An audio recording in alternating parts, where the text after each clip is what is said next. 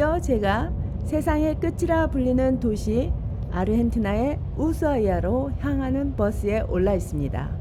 제가 선택한 좌석은 까마 좌석인데요. 스페인어로 침대라는 뜻을 가진 이름답게 좌석이 침대처럼 깊숙이 뒤로 젖혀져서 아주 안락합니다. 우수아이아까지 10시간이 넘는 장거리를 가야 하는 만큼 승객들을 위해 자리마다 빵과 물이 아주 정성스럽게 준비되어 있네요. 생애 처음으로 10시간 이상 버스를 타는 모험을 택했는데요.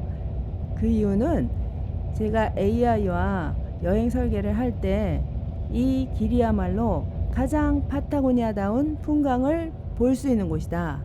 그러니 꼭 가야 하는 곳이다 라고 강추했기 때문입니다. 다행히 버스를 타보니 좌석도 편안하고 또 점심까지 준비가 되어 있어서 편안하게 갈 것 같습니다. 앞으로 10시간 동안 버스째로 대형 카페리에 올라타 마젤란 해협을 건너고 칠레 국경을 빠져나가고 아르헨티나 국경을 입국해야 되는 두 번의 국경을 넘나드는 특별한 모험이 펼쳐집니다. 지금부터 가장 파타고니아다운 광경은 어떤 모습일지 저와 함께 이 버스에 탑승하시겠어요? 버스를 타고 2시간 반쯤 달려서 도착한 이곳은 바로 마젤란 해협이 보이는 곳입니다. 지금은 참 평화로워 보이는데요. 이곳은 과거 칠레 영토 확장의 아주 치열한 역사적 주역이었지요. 파나마 운하가 없던 시절에는 대서양과 태평양을 잇는 이 황금 항로를 차지하기 위해 강대국들이 아주 치열한 눈치 싸움을 했답니다. 장거리를 편안하고 안전하게 운전해 주신 두 분의 기사님이신데요. 피곤하지 않냐고 물으며 제가 손에 들고 있던 소금사탕과 하리보 젤리를 드렸더니 괜찮다며 저에게 이렇게 운전석에 앉아 사진을 찍을 수 있는 기회를 주셨습니다. 마젤란 해협을 건너기 전 잠시 쉴 수 있는 식당인데요. 파타고니아 남부에 살던 유목민족인 테우엘체족 이름을 땄네요. 건물 벽면에 세계 각지에서 온 여행자들이 남기고 간 그들만의 흔적입니다. 사전에 이것을 알고 있어서 저도 가방 안에 대한민국 스티커 하나 챙겨가야지 했는데요. 막상 짐 쌀 때 깜빡해서 못 붙이고 왔습니다. 이 배를 타고 가는 걸까요?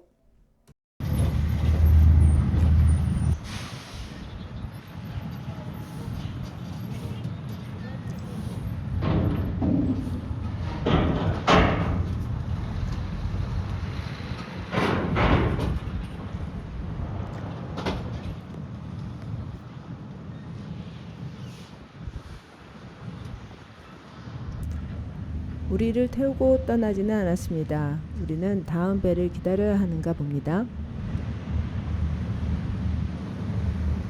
저기 오고 있는 배일까요? 이곳의 지붕색이 참 아름답습니다. 이 예쁜 등대는 대서양에서 마젤란 해협으로 들어오는 동쪽 길목을 밝혀준다는데요. 화살표 이정표는 칠레 전역의 도시와의 거리를 나타내고 있습니다.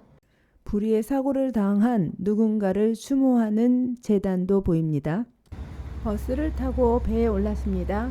배에 올라서는 다시 버스에서 내려서 사람들이 올라가는 곳에 저도 따라와 봤습니다. 배 가장 높은 곳에서 기념사진을 찍고 있고요. 저 멀리에 델가다 고개가 보입니다. 마젤란 해협을 건너기 위해 꼭 거치게 되는 칠레 쪽 선착장이 보이는 거죠. 기념사진 한 장 찍고 떠나온 선착장의 왼쪽 편을 보니 아일랜드의 무어 절벽 같네요. 배가 출발했는데요. 제가 버스기사에게 이 배를 타고 얼마나 가야 하냐고 물었더니 30분 정도 걸린다고 했습니다.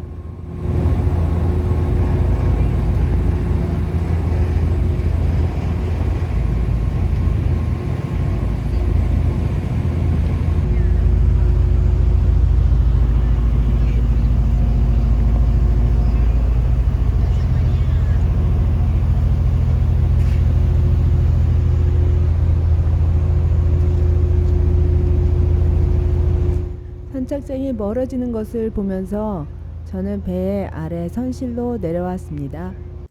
선실 안에서도 간식을 사 먹을 수 있습니다. 이제 배가 반대쪽에 도착하는 것 같아요. 곧 내릴 것 같은데 바다에 미역이 엄청 많습니다. 이제 내려가 볼까요? 내려가서 버스에 탑승을 했는데요. 사실 저는 잠깐 아까 버스에 내릴 때 버스 번호를 확인 안 했네. 어떻게 버스를 찾지? 하고 깜짝 놀랐는데요. 버스 맨 앞에 우수아이아 표시가 있어서 제대로 탑승했습니다. 배에서 내린 버스는 다시 달리기 시작했는데요. 오른쪽 풍광이 근사합니다. 아침에 출발할 때는 비가 내렸었고요. 배에 있을 때도 하늘이 어두웠었죠. 그런데 이제 날씨가 개이는 모양입니다. 노랗고 하얀 야생화가 피어있는 대주 위로 양떼들이 뛰어놀고 또 양떼들이 물을 마실 수 있도록 그 물길이 보이는데 또 고개를 들어보세요. 하늘은 파랗고 또 흰 구름이 뭉게뭉게 너무 아름답지 않습니까? 왜 이곳을 버스를 타고 꼭 가라고 강추했는지 알 것 같은 정말 너무 아름다운 풍광입니다.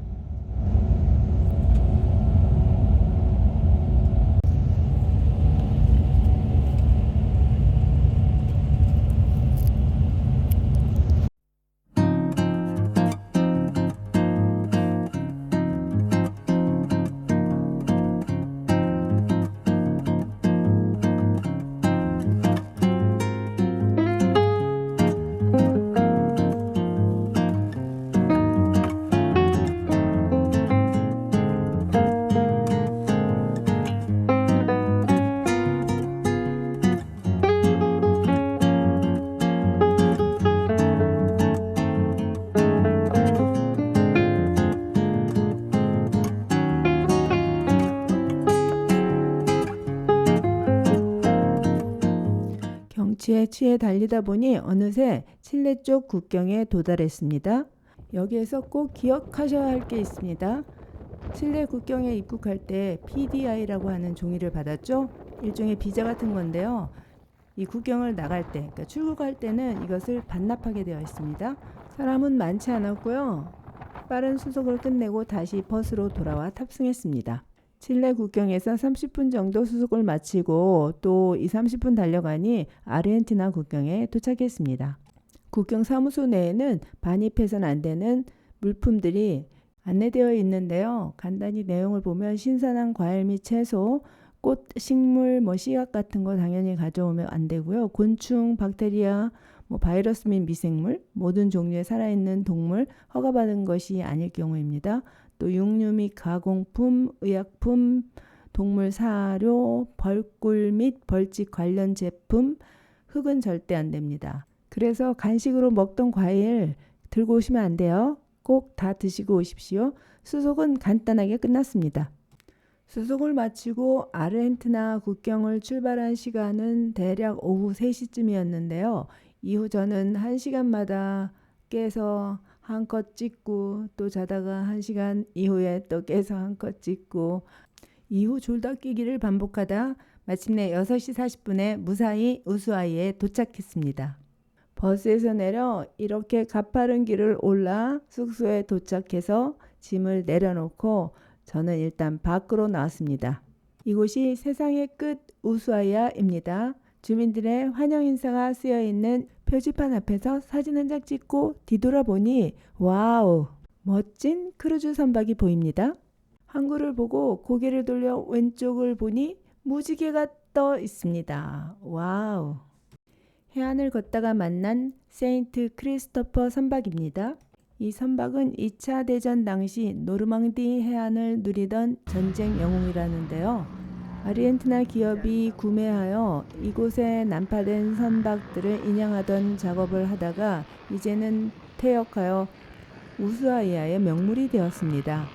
뒤에 배들 색깔도 예쁘지요? 저 산에 또 비경이 근사합니다. 멀리 산봉우리에 녹지 않은 눈들이 보이고 성당도 보이고 고개를 돌려 마을을 보는데 저 회색 하늘에 아직도 무지개가 떠 있습니다. 우수아이아 해안이 정말 아름답죠. 그곳에 이 선박은 뭔가 신비로움을 더해주고 있는 것 같아요. 제가 반해버린 우수아이아 해안의 모습입니다.